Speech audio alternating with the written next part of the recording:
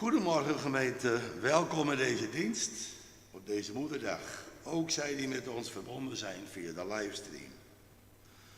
De bloemen gaan als groet en felicitatie van de gemeente naar Orne Anema en Grietje Anema Tjalsma. Zij mochten afgelopen week een 40-jarig huwelijksjubileum vieren. De eerste collecte is bestemd voor de diaconie en de tweede bestemd voor de kerk. Onze voorganger is vanochtend dominee A.E. de Jong Wiersema uit Sneek. De lectoren zijn Fokje Talsma en Nico Bouwhuizen. Onze organist is Tineke Grijdanus. Het intochtlied is lied 103c, vers 1, 2 en 3. We zingen dit indien mogelijk staande. Dan wensen wij u een gezegende dienst.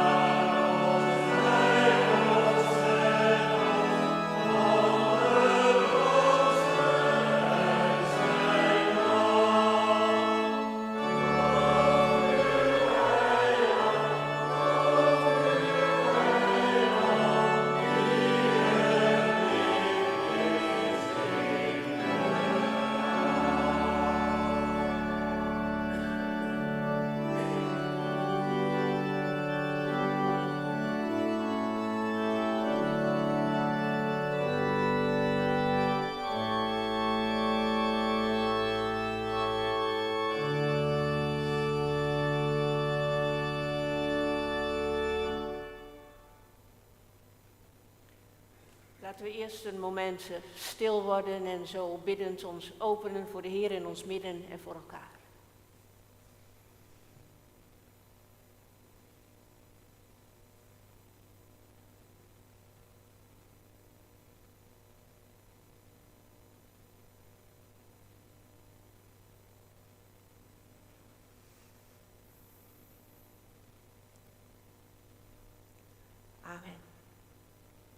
En in het vertrouwen op de Heer onze God zijn we hier vanmorgen bij elkaar gekomen of aangesloten op deze dienst. Want op Hem is ons vertrouwen gebouwd. De God die hemel en aarde gemaakt heeft, maar ook u, jou en mij persoonlijk kent. En wij belijden hier voor alles aan dat Hij trouw is. Wat er ook is, wat er kan komen in deze wereld, Hij houdt vast aan zijn belofte. Zijn koninkrijk zal eenmaal voor goed komen. En in de naam van die God mag ik jullie dan ook groeten. Zo komt Hij ons tegemoet met te zeggen, met mijn genade omring ik je. Met mijn liefde draag ik je. Met mijn vrede wil ik je zegenen. Spreekt de Vader vanuit de hemel, die wij kennen in zijn Zoon, Jezus Christus, onze Heiland. Met Hem zijn we ook nu verbonden door de Heilige Geest. Amen.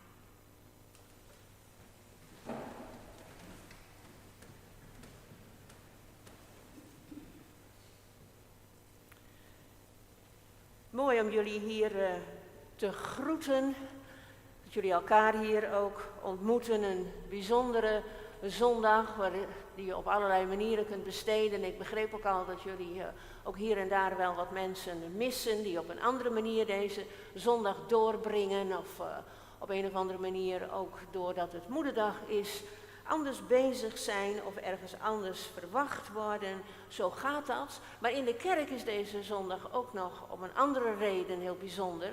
Want hij valt tussen Hemelvaart en Pinksteren.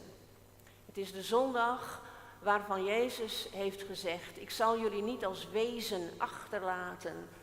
Ik ga niet zomaar, afgelopen donderdag met Hemelvaart nam hij afscheid, maar niet zonder te zeggen: ik kom terug op een andere bijzondere manier. En dat vieren we dan volgende week. En die zondag ertussenin noemen we dan Wezenzondag. Hij laat ons niet alleen. Hij is trouw.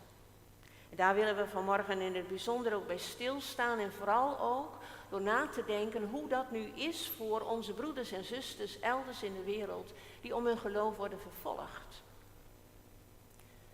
Wij hebben dat hier soms maar weinig in beeld. En toch is het zo dat als je in de Bijbel leest, en met name ook het Nieuwe Testament, dan kan het je niet ontkomen dat het gezegd wordt: wie gelooft in mij, die moet er rekening mee houden dat de wereld zich tegen je keert. Het schijnt ook zo te zijn dat 1 op de 7 christenen wereldwijd wordt vervolgd. Dat is best veel, vind ik. 1 op de 7. En er zijn zo ontzettend veel christenen die op een andere manier er ook last van hebben, omdat ze gewoon niet vrij zijn. Ik heb het even nagezocht bij de informatie van Open Doors, een stichting die zich vooral inzet voor deze gelovigen. 365 miljoen gelovigen kunnen niet vrij over hun geloof spreken of vrij samenkomen zonder gevaar, zoals wij dat hebben. En tegelijk denk ik dan wel eens, bij alles waar we ons terecht druk over maken, bij alle protesten, met alle begrip waarvoor mensen in de benen komen, hoor je hier nauwelijks iemand over. Dat er zoveel christenen worden vervolgd. Geen actie, geen protest. Wel gebed. Daartoe worden we vandaag ook opgeroepen. Dat is onze manier om tegen God te zeggen: dit kan zo toch niet. Dit is toch anders bedoeld. En om die christenen te steunen met onze gebeden en ons meeleven. Deze zondag staat altijd gepland, de eerste zondag na Pinksteren. Dan zijn hier weer hele andere dingen die jullie aandacht vragen. Dus vandaar dat mij gevraagd werd om vandaag ook de focus te hebben op de kerk wereldwijd. En vooral dat deel wat het zwaar te verduren krijgt. We gaan straks bidden om een zegen, om Gods nabijheid in woord en geest. Maar eerst zingen we met elkaar lied 968, de versen 1, 3 en 5.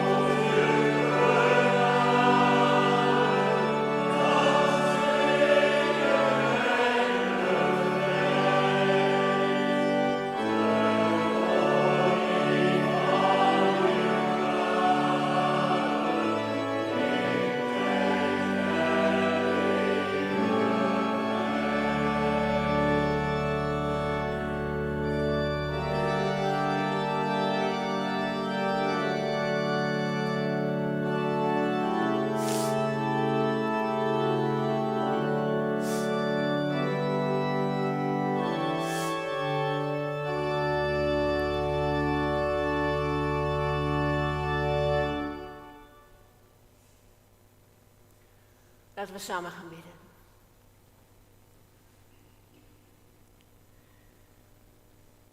Vader in de hemel,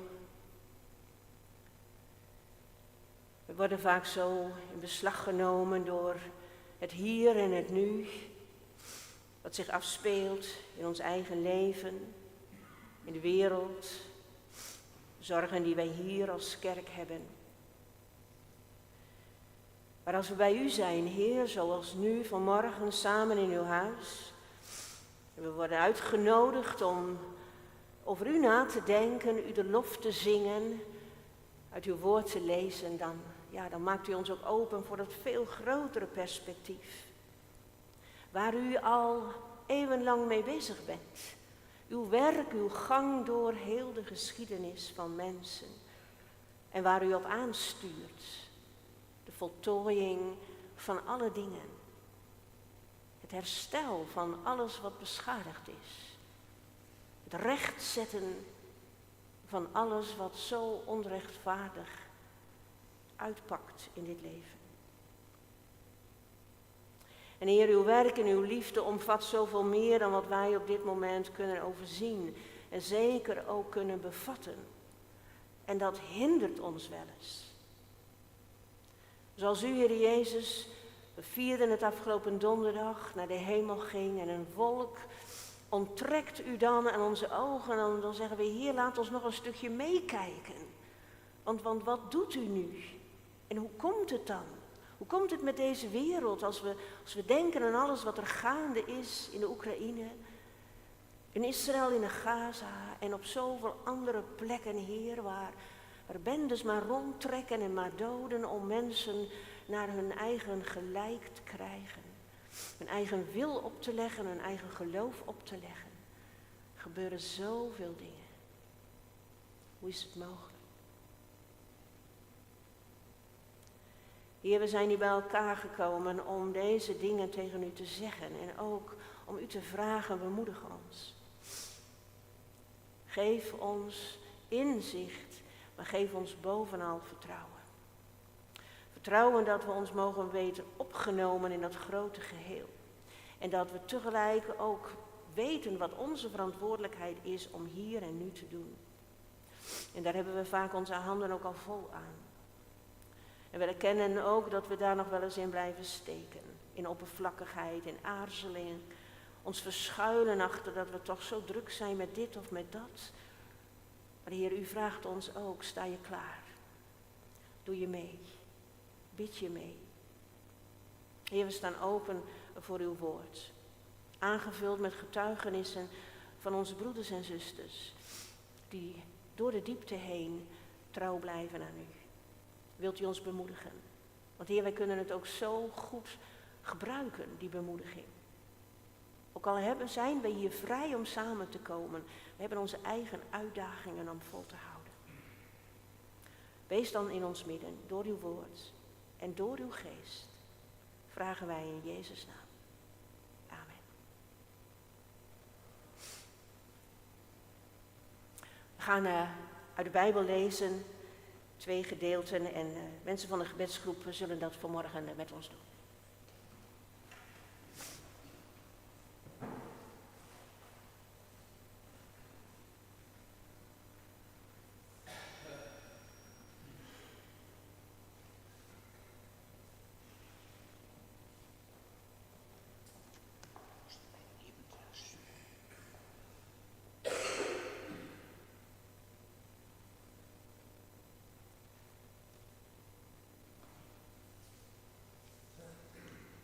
Hoor dan nu naar het woord van de Heer. Dit alles heb ik tegen jullie gezegd om te voorkomen dat je je geloof verliezen. Jullie zullen uit de synagoge gezet worden en er komt zelfs een tijd dat iedereen die jullie doodt, meent daarmee God te dienen. Maar ze doen dat omdat ze de Vader en mij niet kennen. Ik zeg jullie dit nu, en wanneer die tijd komt, zullen jullie denken aan wat ik gezegd heb. Ik heb dit niet eerder gezegd, want ik was bij jullie. Nu ga ik weg. naar hem die mij gezonden heeft. Maar niemand van jullie vraagt, waar gaat u naartoe? Jullie zijn verdrietig om wat ik jullie gezegd heb. Maar dit is de waarheid. Het is goed voor jullie dat ik ga, want als ik niet ga, zal de pleitbezorger niet bij jullie komen. Maar als ik weg ben, zal ik hem naar jullie zenden. Wanneer hij komt, zal hij de wereld in het ongelijk stellen, door duidelijk te maken wat zonde, gerechtigheid en oordeel is. Zonde, dat ze niet in mij geloven. Gerechtigheid, dat ik naar de Vader ga en jullie me niet meer zien. Oordeel, dat de heerser van de wereld is veroordeeld. We zingen nu lied, welk een vriend is onze Jezus.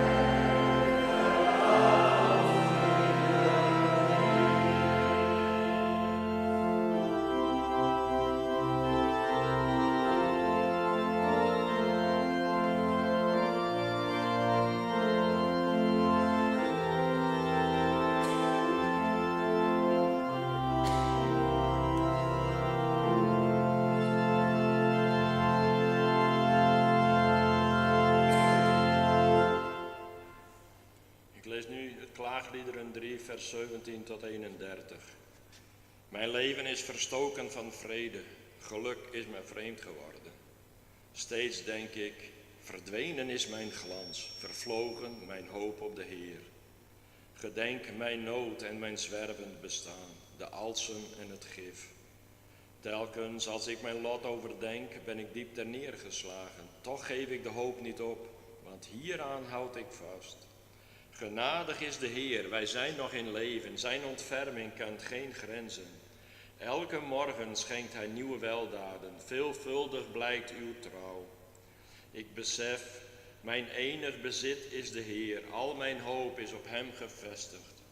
Goed is de Heer voor wie hem zoekt en alles van hem verwacht. Goed is het geduldig te hopen op de Heer die redding brengt. Goed is het als een mens zijn juk draagt in zijn jeugd. Laat hij neerzitten, eenzaam en geduldig als het hem wordt opgelegd. Laat hij zich neerwerpen en stof likken, misschien is er hoop. Laat hij zijn wang bieden aan wie hem slaat. Laat hij verzadigd raken van hoon. Want de Heer verwerpt niet voor eeuwig. Dat we nu zingen lied 837 vers 1, 2 en 4.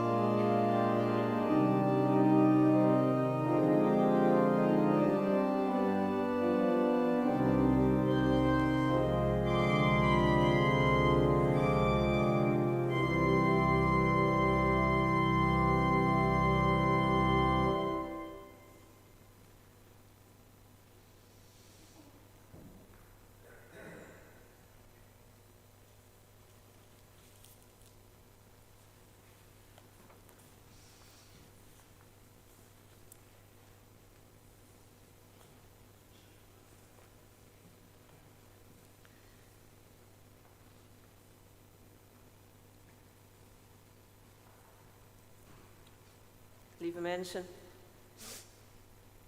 Het is niet persoonlijk bedoeld, maar weet je wel hoeveel er geklaagd wordt? En hoe gemakkelijk we daaraan meedoen. Ik denk dan altijd wel eens van, wat kunnen we toch blij zijn met een wisselende seizoenen, hè? Want er is altijd wel iets wat mankeert. Alhoewel ik vanmorgen hier naartoe reed en toen dacht ik, nou ben ik toch wel heel benieuwd of er nog iets te klagen is over zo'n mooie zondag. Prachtige temperaturen, heerlijk de natuur die zo tot bloei komt. Maar ja, het kan je misschien ook ineens te snel gaan, dat het je weer te warm wordt vanmiddag. Ik weet het niet, maar zo hebben we nog wel eens wat, hè? En is het dan niet over het weer, dan is het, je kunt het wel bedenken. Te duur, te druk, te nog wat, enzovoort. En het gekke is, we doen het allemaal denk ik best wel veel. Maar je hebt het vaak van jezelf niet in de gaten, maar bij een ander erger je eraan. Oh, dat binnen van die klaaiers. Nou, toch? Dan hoop je maar van harte dat je er zelf niet bij hoort. En gek gezegd, eigenlijk zou het toch moeten. En vooral in de kerk.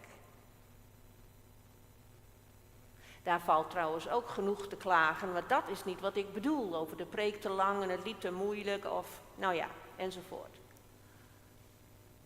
Er moet geklaagd worden in de kerk. Omdat er in de wereld zoveel is dat ook werkelijk God geklaagd is.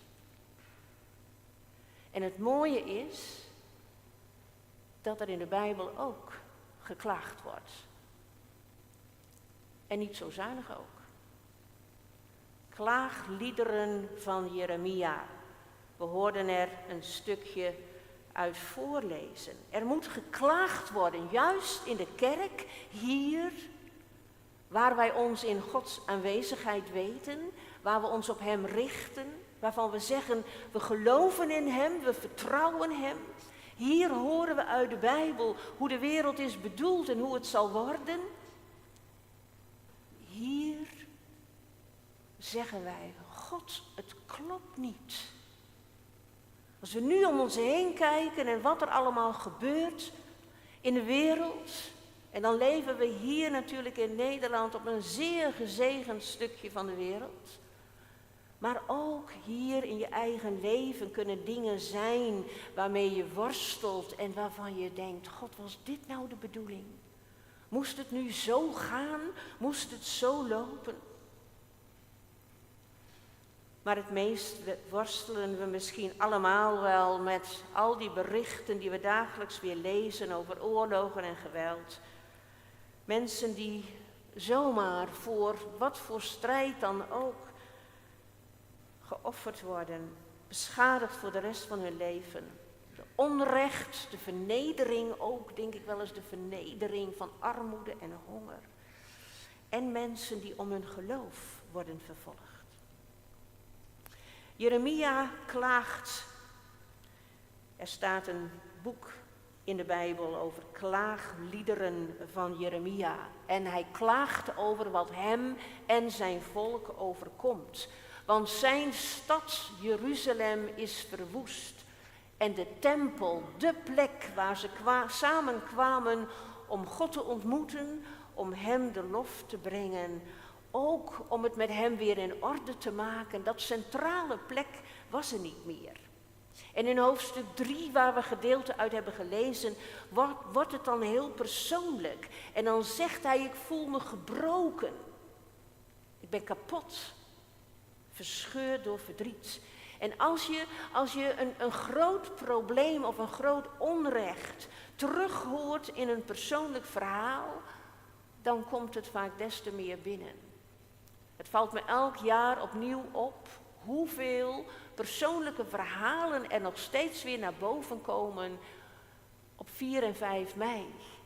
Hoe mensen de oorlog hebben beleefd en wat dat met hun persoonlijk heeft gedaan. Of wat het in hun familie heeft betekend. Of de generaties daarna nog heeft doorgewerkt. Dan pas proef je iets van de diepe schade die het heeft aangericht. En wij horen straks ook, je zag het al bij de aankondiging, we horen straks ook een persoonlijk getuigenis van iemand, een pastor uit Nigeria, Zacharias. En dan heel dat probleem van de christenvervolging bekijken we dan door zijn ogen. En ik kan je nu al zeggen, dat komt wel binnen. God, hoe kan het? Waarom laat u dit gebeuren? Dat klopt toch niet? En Jeremia wint er ook geen doekjes om. In datzelfde hoofdstuk zegt hij dan ook nog dat hij juist God als het ware als zijn vijand ervaart. U bent het die mij dit aandoet. Zo voelt hij dat. Ik kom u tegen. U bent als een beer die op mij loert.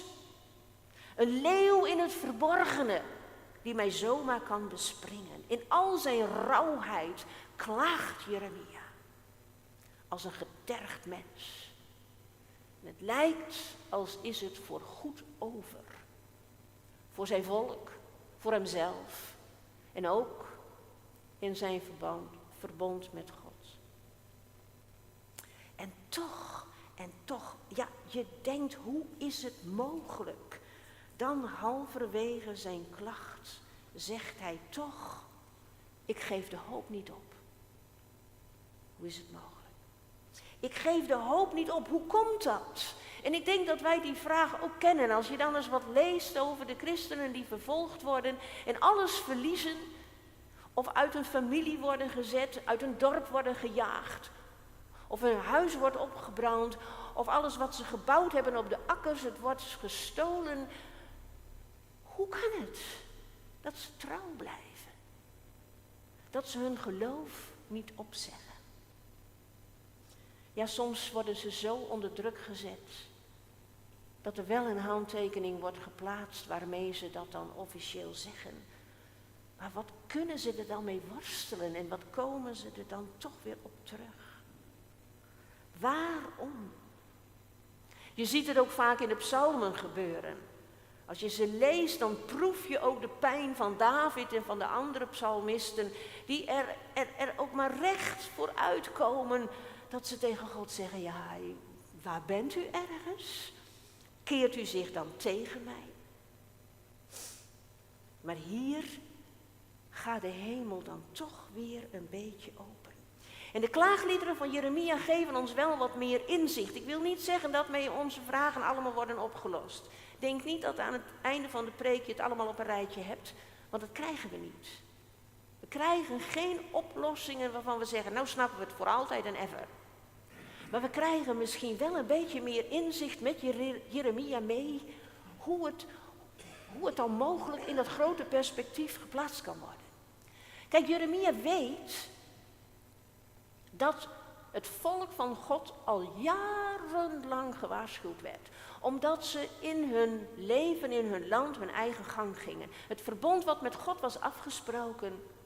En het leven wat ook was aangegeven binnen de regels. Als je je daaraan houdt, dan kan heel de wereld zien hoe God het leven heeft bedoeld en hoe het gezegend wordt. Als je zo in trouw aan mij en in zorgvuldig omzien naar elkaar, als je zo leeft, dan is het leven op zijn best. Maar het volk gaat zijn eigen gang. En God heeft ze zo vaak gewaarschuwd. Zo gaat het niet langer. Zo kan ik jullie niet langer beschermen. Zo loopt het mis.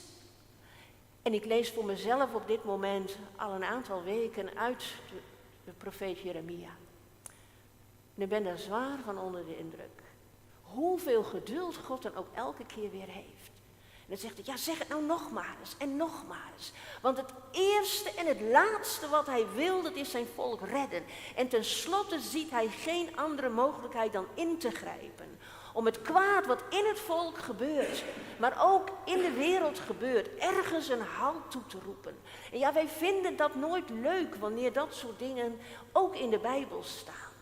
Ook nu al, als de Heer Jezus ook weer zegt, er is ook iets van een oordeel. Dat slaan we liever over, daar zijn we niet meer aan gewend. Hoezo oordeel? Maar ik denk dan wel eens bij al het onrecht wat er gebeurt, en er zou nooit iemand iets van zeggen. Er zou van hogerhand geen uitspraak komen over wat zonde is en wat gerechtigheid is. Dan waren we toch aan het kwaad overgeleverd. Nou, en dat is de achtergrond van wat Jeremia meemaakt. En ik denk ook wat wij in de wereld meemaken. Er wordt ingegrepen. En Jezus bereidt zijn discipelen er al op voor. Het zal zwaar worden voor jullie. Dat is waar die lezing gelijk al mee begon. En dat tref je zo vaak aan in het Nieuwe Testament. Want de machten die zich tegen God verzetten, die zijn er nog steeds. Maar wat Jezus ook zegt, dat is: de macht van de duisternis in de wereld is al veroordeeld. En dat heeft hij laten zien met zijn eigen leven. Want het diepste van het oordeel kwam op hem terecht. Dat is Gods antwoord op onze vragen. Hij draagt het zelf.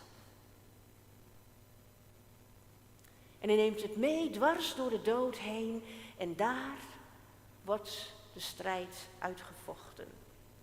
En zien we op Paasmorgen dat liefde sterker is dan de dood. Dat liefde sterker is dan elke vorm van haat. Dat het kwaad op een dag geen zeggenschap meer heeft. Dat hebben we gevierd met hemelvaart. Want eigenlijk zou je kunnen zeggen, als Jezus terugkomt in de hemel, dan lees je dat ook in het laatste Bijbelboek. Dan is daar, hoe dat precies kan, weet ik ook niet. Maar dan staat er ook dat op dat moment de heerser van de wereld, duistere machten, echt moeten verdwijnen. Ze kunnen God niet meer beïnvloeden, ze hebben het verloren. En ze keren dan nog terug naar de aarde, maar in de hemel is het compleet vrede. Daar heerst de liefde. En wat in de hemel werkelijkheid is, dat komt eerder of later ook op aarde. Daar vallen de beslissingen. En hier leven we van dat vertrouwen, dat het ook bij ons zo zal worden. Dat is de grote lijn waarin wij ons bevinden. Waarin wij soms nog zo vastlopen in onze vragen. Want de strijd is nog niet voorbij. En dat kan ons zo vaak weer helemaal inpakken en ook verblinden voor dat grote perspectief. En dat is ook niet erg. Jeremia klaagt ook. Zelfs Jezus deed dat. Vlak voor zijn sterven riep hij dat toch ook. God, waar bent u dan? Zo diep is de strijd.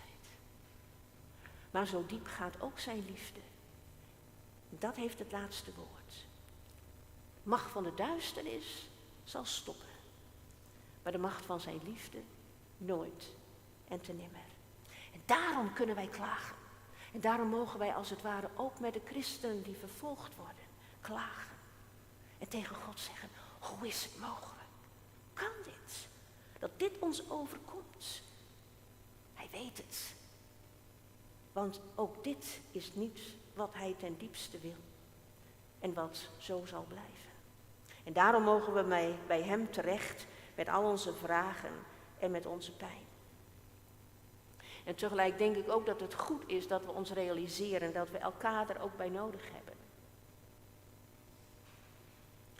Dat je je verhaal en je vragen en misschien ook wel je frustratie en je worsteling met God, je schaam je er niet voor.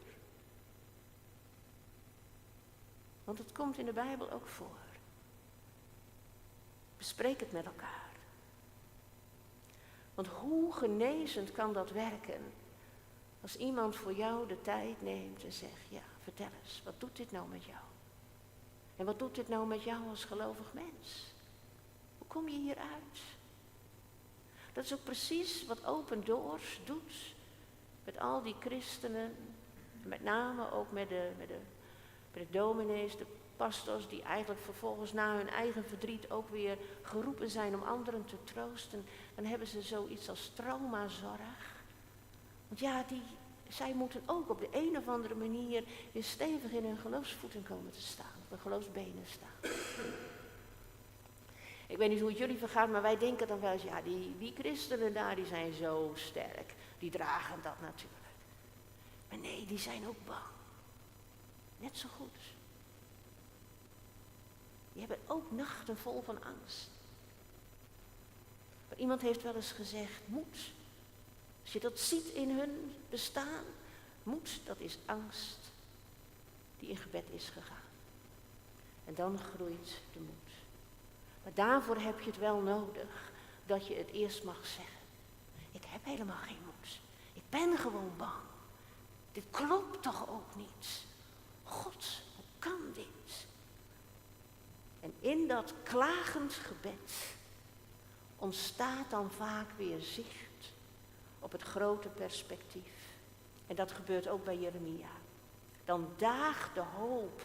En dat is dan zo mooi, want dan zegt hij niet van, nou ja, kijk, oké, ik ben er doorheen en nou weet ik het weer helemaal zeker en dat gaat ook nooit meer weg. Dan zegt hij zo mooi, elke morgen schenkt hij zijn nieuwe weldaden. Voor 1 dag heb je moed. Maar meer is ook niet nodig. Je hoeft niet hele grote, sterke geloofsuitspraken te doen. Maar dat je weet waar je voor vandaag aan toe bent. Dat je op God kunt vertrouwen en dat je kunt kijken waar je iets van die zegeningen bespeurt. Kijk, vandaag zie ik een glimlach van God. Daar of daar. En daarom kan ik zeggen, en daarom kan ik zingen, groot is zijn trouw. Want hij is vastbesloten om ons en onze wereld niet op te geven.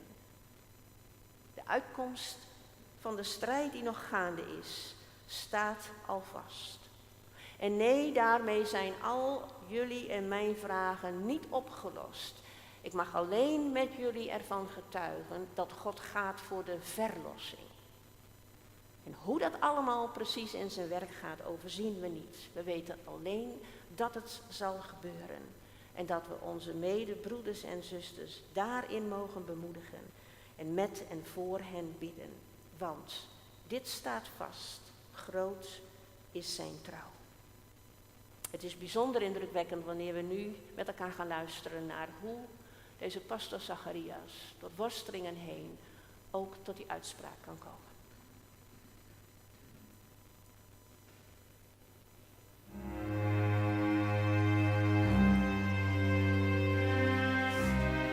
Da na dawo gida da safe abin da nakan gani shine na hadu da mutane suna tafiya hanya, yawancinsu ba su da takalmi a kafa, jikinsu duk kwaba tabo, domin sun scroll ne a kasa, sun wuce sun sira a wannan attack din.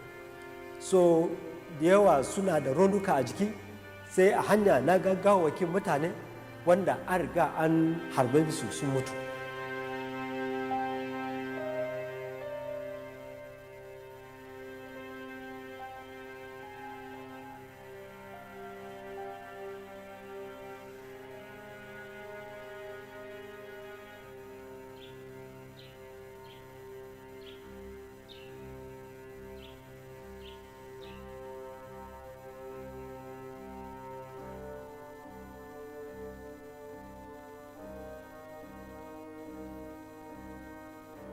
Na shiga gidana ba abin da na iya gani, an kone komai da komai da kayana da kai, everything a gidana.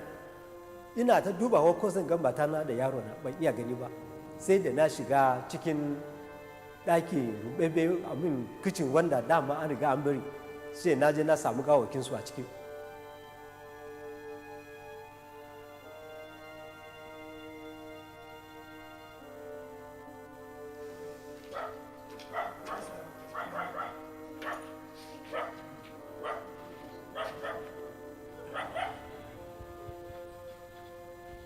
Mun yi rayuwa tare da su, suna zuwa gidanmu su yi hira su wuni tare da mu. A tunani na kenan yadda nake gan tunaninsu. A ganina sun kawo mana hari domin na ɗaya son su ne da musulunta ne, kuma na biyu suna tunanin da kaman sun garar da mu sai wurin ya rage masu su yi kiwo kawai.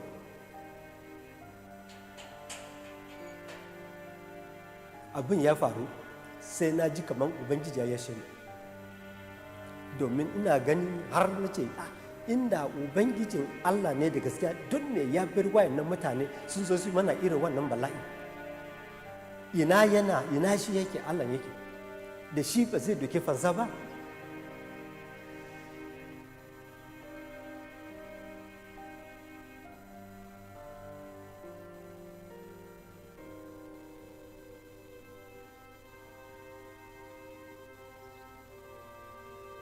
gaskiyan da ban zo bita nan ba kam kai na ga da ni ma ba zan ji daɗin rayuwa domin kafin ta nan bitan duk ran da na kwanta ba na iya yin bacci domin tunani na sai yana komawa kan abubuwan da suka faru amma da na zo bitan nan sai na samu hankali na ya kwanta.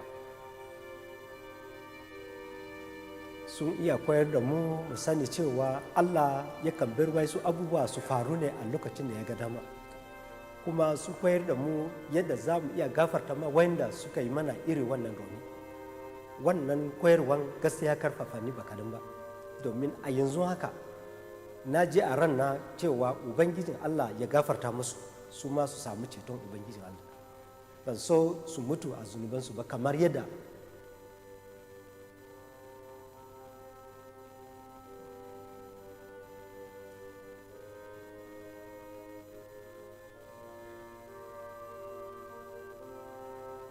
wa'inda sun iya samu kansu cikin wannan sananne kamar yadda mun shiga ciki. Addu'a na shine mu dogara ga ubangiji domin shine komai a rayuwarmu.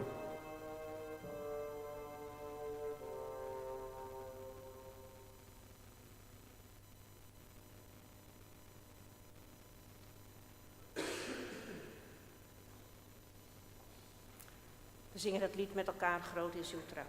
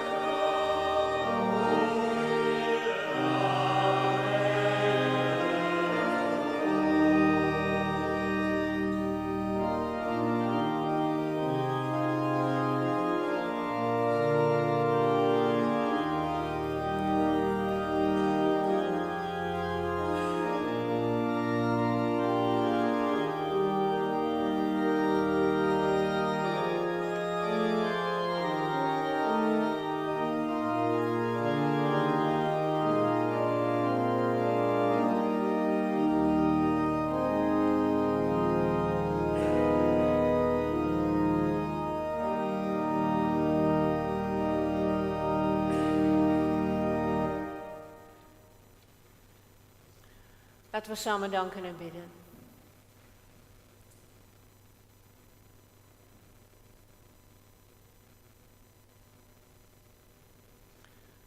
Vader in de hemel, we willen u danken. Wat we hoorden uit de Bijbel, maar ook van deze pastor Zacharias uit Nigeria. Een mens van vlees en bloed.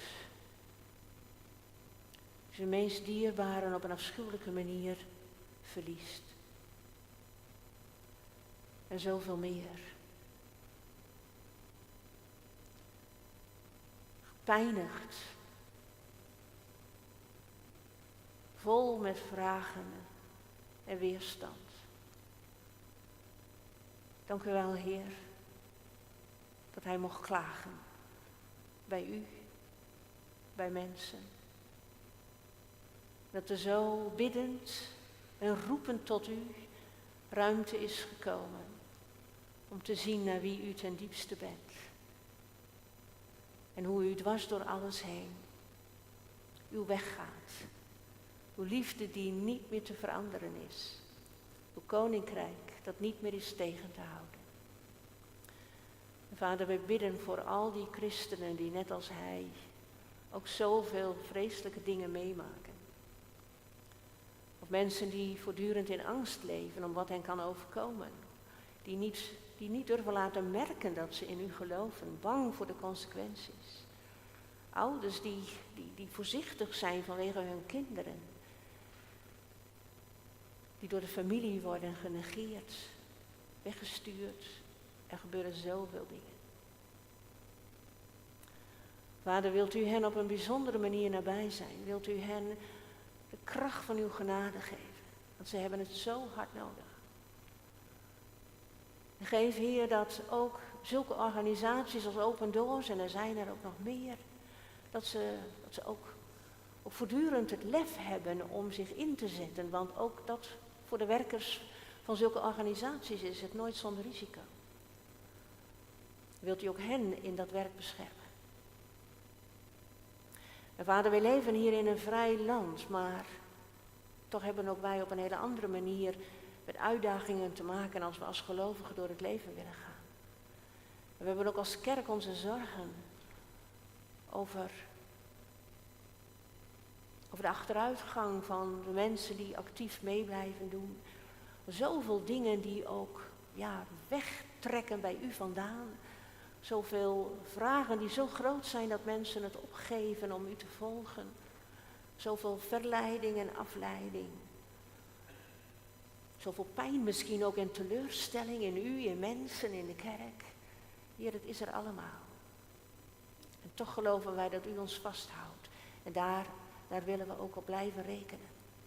Wilt u ook hier in Arem, in Kimswerd, in deze omgeving mensen blijven bemoedigen, met leiding van uw geest geven.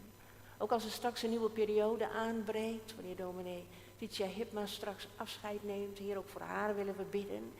Wilt u ook met haar meegaan en haar op een andere manier ook weer tot zegen maken en dat ze zich daarin ook gezegend mag weten. En Heer, zo bidden wij u voor mensen die het op een andere manier moeilijk hebben, want het leven kan soms ook voor zoveel uitdagingen ons plaatsen. Wees nabij. Bidden en danken ook voor alle mooie dingen die we mochten vieren, waar we dankbaar op terug kunnen kijken. We zijn vandaag ook dankbaar voor alle memmen. En we willen u ook bidden voor al die mensen die deze dag gewoon moeilijk vinden, ingewikkeld. Omdat er ook verdriet is of gemis. Of op een andere manier kan deze dag ook zeer doen. Ook daar willen we u voor bidden. En Vader, in een stil moment willen we tegen u zeggen de dingen die ons persoonlijk ook raken. Het kan zorg zijn of dank. Maar wilt u naar ons luisteren?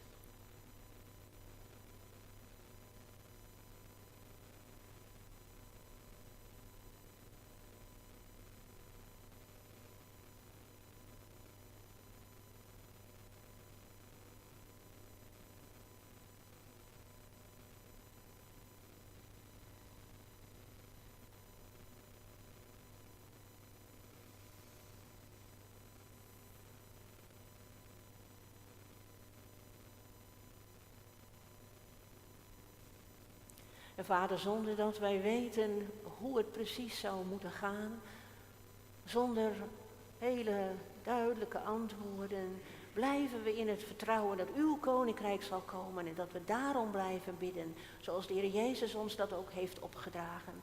Zeggen we nu ook samen, onze Vader, die in de hemel zijt. Uw naam wordt geheiligd, uw koninkrijk komen, uw wil geschieden, gelijk in de hemel, als ook op aarde. Geef ons heden ons dagelijks brood en vergeef ons onze schulden, gelijk ook wij vergeven onze schuldenaren. Leid ons niet in verzoeking, maar verlos ons van de boze. Want van u is het koninkrijk en de kracht en de heerlijkheid tot in eeuwigheid. Amen. We mogen onze gaven geven en zingen straks als ons slotlied Heer, wees Marius ont een oren keer.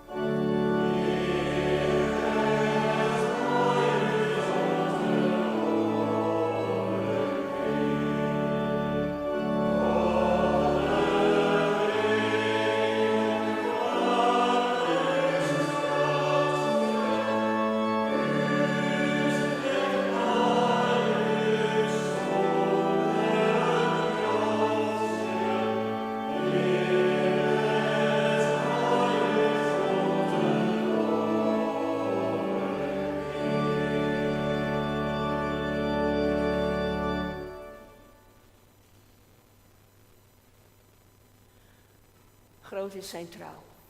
Laten we dat vooral vasthouden. Dwars door alles heen. Voor 1 dag. Dat is genoeg. Ontvang zijn zegen. En wees gezegende mensen. De genade van onze Heer Jezus Christus. En de liefde van God. De kracht en de troost van de Heilige Geest. Is met u.